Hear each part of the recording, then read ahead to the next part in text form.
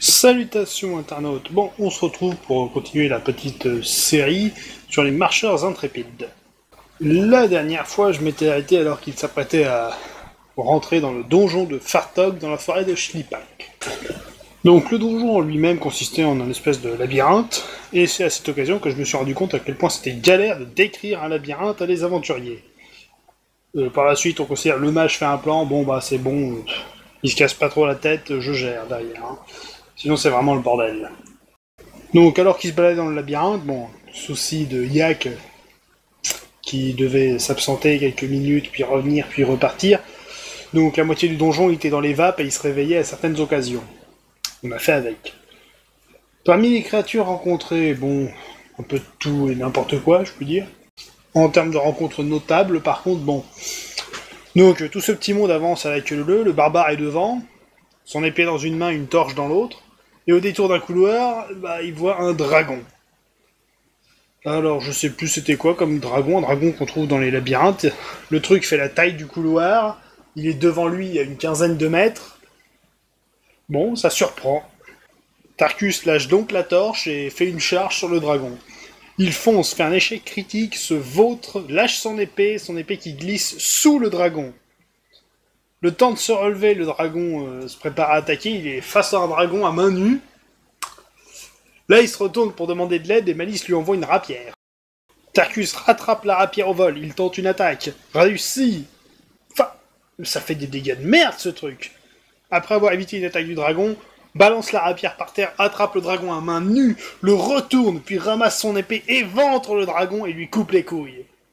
À cet instant, Yak s'éveille de son sommeil. Puis il retombe dans les vapes 30 secondes plus tard.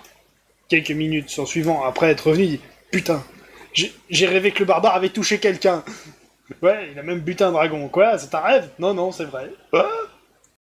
La deuxième rencontre notable consistait en un minotaure. Bon, la grosse bestiole.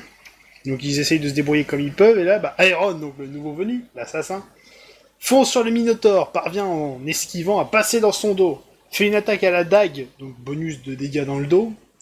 Oh, coup critique, jambe tranchée sur un minotaure, avec une dague. Ouais. Enfin, gros dégâts, ils ont aussi affronté un slime et d'autres bestioles, et au final, ils sont ressortis du donjon en possession donc des nécro-tissus qu'ils devaient récupérer. En revanche, en sortant les gens, bah, ils se sont rendus compte, bah oui, c'est bien, on a récupéré les bouts de tissu, mais les mecs qui les récupéraient, là, l'espèce de secte, ils sont où? Donc en s'éloignant un peu, ils ont trouvé une espèce de petite maisonnée perdue dans la forêt, et en s'approchant discrètement, ils ont pu voir à travers une fenêtre que bah, c'était là qu'étaient réunis tous les gus de la secte. Et qui devaient utiliser certains passages secrets pour récupérer les bouts de tissu qui étaient donc protégés dans le donjon par les bestioles. Décidé à leur péter la gueule, bah il rentre, fonce sauter la porte, comme Yak à l'habitude, hein, c'est lui qui ouvre les portes.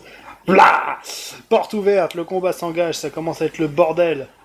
Et là, bah, deux événements notables. Primo, un nouveau joueur rejoint la compagnie.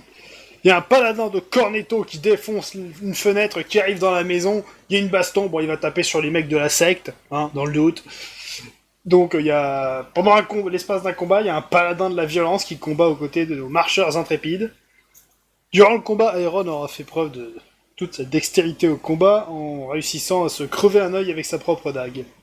Il me demandait d'ailleurs à l'occasion si son œil pouvait être remplacé par un œil bionique tirant des lasers. Non, non, non, non, non. Si les gens arrivent à lui remettre quelque chose en place, ce sera un bon début. Enfin. Finalement, ils ont poutré tout le monde.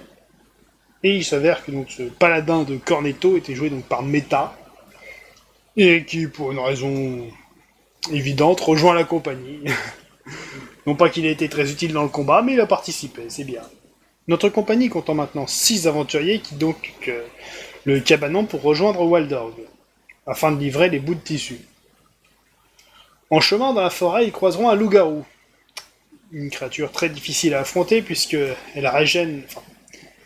Sa régénération de vie fait que les dégâts ne lui font rien. Il est impossible de lui infliger des dégâts sauf magiques, ou alors il faut des armes en argent.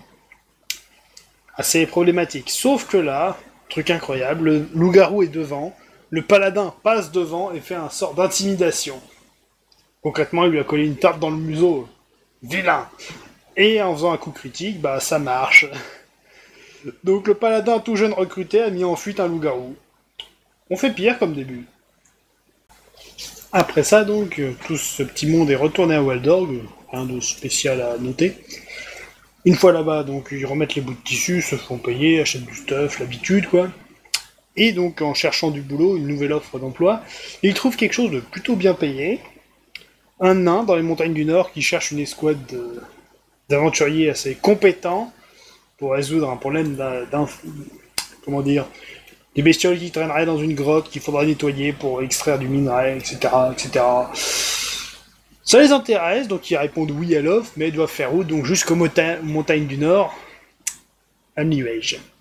Donc, retour au nord pour nos aventuriers, ils font le voyage, rien de notable. Et arrivé sur place, alors si j'ai bonne mémoire, ils étaient à peu près niveau 4 ou 5.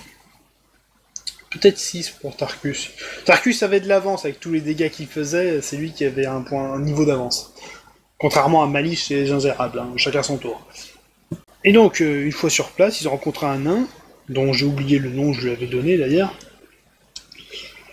et qui leur disait, bah voilà, il a trouvé donc des extraits de roches assez particuliers, ce serait peut-être un minerai encore inconnu, il aimerait bien s'occuper de ça, sauf que bah, la grotte est infestée, bon, il y a 2 ailes, il y a le côté gauche, le côté droit est tout petit, mais bon, il faudrait vérifier que c'est vide, et le côté gauche, de ce qu'il en sait, il y avait un espèce de camp gobelin un peu plus profondément. Après, bah, faudrait finir d'explorer la grotte et bah, tout nettoyer, quoi. Ils sont partants. Et le deal, c'était bah, soit ils se font payer convenablement, soit le minerai donc est exploitable, et si on peut en faire du matos, bah le matos qu'on pourrait faire serait en guise de paiement. Ça paraissait équitable, donc on est parti là-dessus. Donc voilà, je vais m'arrêter là pour aujourd'hui. Et la prochaine fois, bah, je vous raconterai ce qui s'est passé sous la montagne. Allez, à la prochaine.